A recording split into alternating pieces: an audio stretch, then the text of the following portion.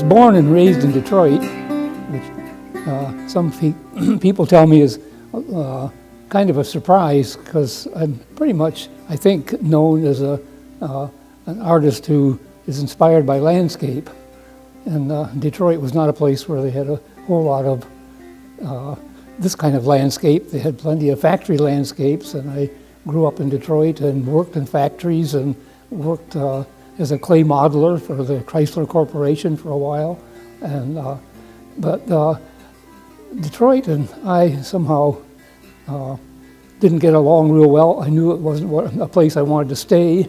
And after I graduated from Wayne State University as an art major, and then went into the Army, and I wound up with a master's degree from Michigan State, also as an art major and a painter, that I went out to Los Angeles and got my first teaching job after I completed the PhD at Ohio State University. And the PhD was a studio degree. It was, and I feel that's when I really became an artist, was a 3-year program. It was solid and straight through.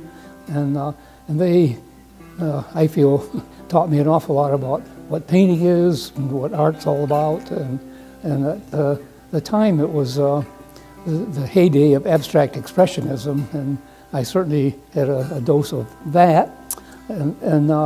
But by the time in 1960, when I graduated from Ohio State, that the abstract expressionism was out. And so we were all, the artists I knew in California and everything, were looking for another path. And what I decided is that I really wanted to go back, and so I went back and did the kind of Winslow Homer thing of sitting by the ocean in California and painting with an easel and doing all of that. And that's what began to make me think about landscape as a major subject. And the more I knew about it, the more I became engaged. And for several reasons and stuff, after, well, by 1970 in California, that was about 10 years, that I had scheduled a big show in La Cienega, which was a major thing, and the gallery went belly up, and I was the head of a department at Chapman University, and I realized I just was not ahead of, I'm just not good at that. And the job offer came from Illinois State University. They needed a person to teach painting, and the more I thought about that, I applied for it and did get the job, and that's why I'm here.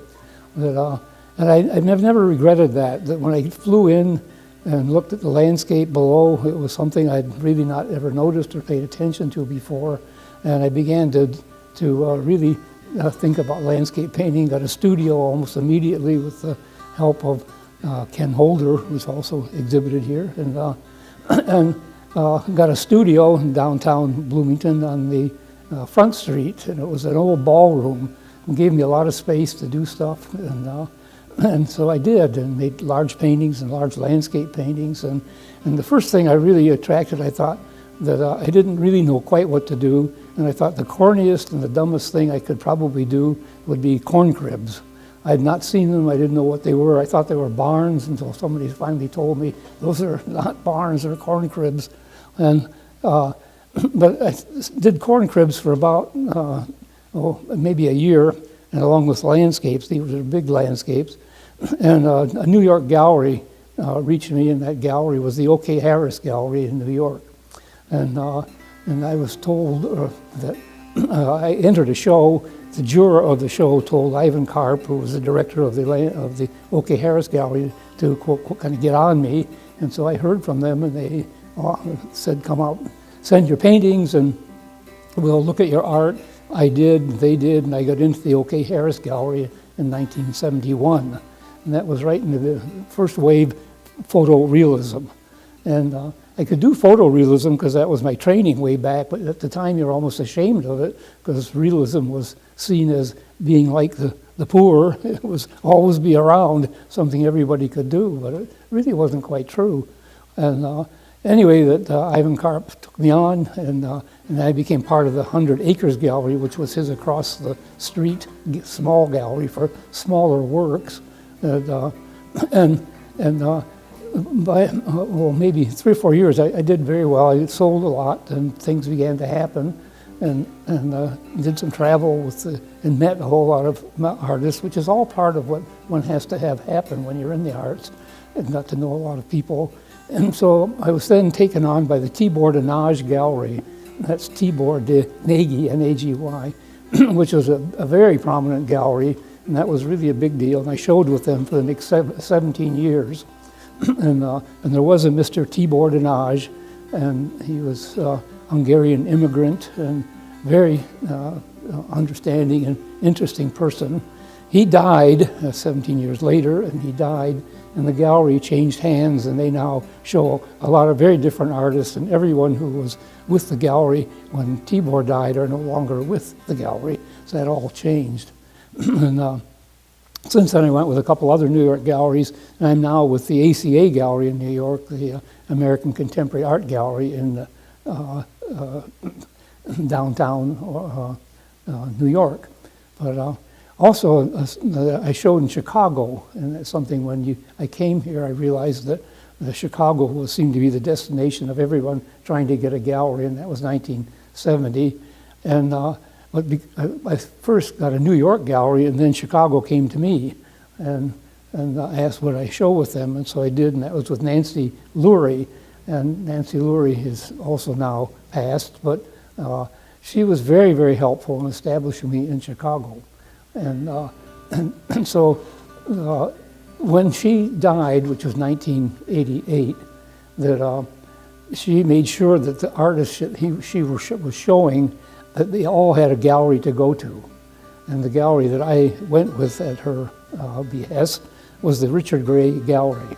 And I've been showing with Richard Gray ever since, and I'm still showing with Richard Gray, which is probably the top gallery in Chicago. And it's now on the 38th floor of the Hancock Tower. and so I've been represented in Chicago and in New York for a very long time, and that's a mark in an artist's favor to have that kind of representation. In the meantime, I was also trying to establish myself as a teacher here at ISU, and as an art, I taught 25 years then, became full professor, and I feel one of the large honors that I was offered was to become a distinguished professor.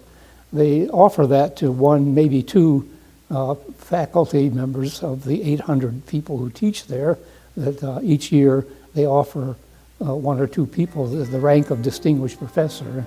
And in 1988 I was given that award, and it was a real thrill to get that, and also offered a couple years later the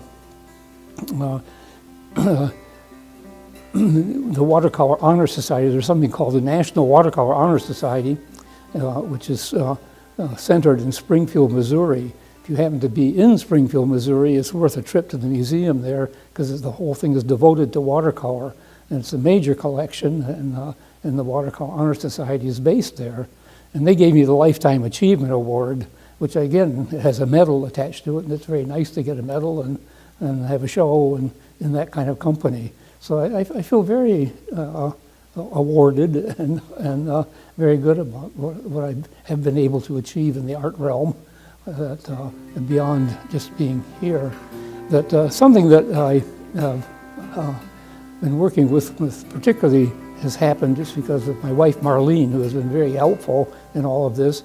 That Marlene and I have bought a building in downtown Bloomington, and Ken Holder used to have the third floor as a studio, and I had the second floor as a studio. Ken Holder moved out to his own studio, and I bought the building from him. And we turned that into a gallery, and it's where I'm actually sitting right now in the gallery space. And that's been very helpful too, not only for the art sales that have come along because of it, but because the people in town have been able to know me through my art and to get to know both Marlene and I. And I think that lots of people know me as the artist in Bloomington, so that's been very rewarding. It's nice.